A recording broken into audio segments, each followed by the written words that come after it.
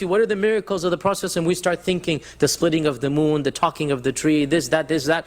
And we don't think that in fact, his whole life is a miracle, from beginning to end.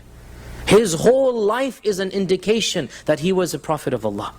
Coming from where he came, with the education or lack of education that he had, and yet coming forth with the message, the profundity, the scripture, the eloquence of the Quran. Where did this come from? In addition to that, his patience, his perseverance, his success. Coming in the middle of a pagan, ancient civilization that had there was no civilization. They didn't even have a script. They didn't have two-story buildings. They didn't have a library. They couldn't even read and write. And yet the Prophet ﷺ came from the midst of a backward, uneducated, uncivilized, barbaric nation. We're going to talk about this next week. They were really a barbaric nation.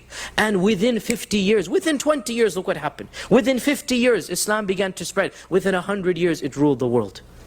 This is a miracle from Allah subhanahu wa ta'ala. And the seerah is the beginning of that miracle. How he lived, the power that he wielded, and yet the simplicity with which he lived his life. The sacrifice that the Sahaba would have done had he asked them to do, but he didn't.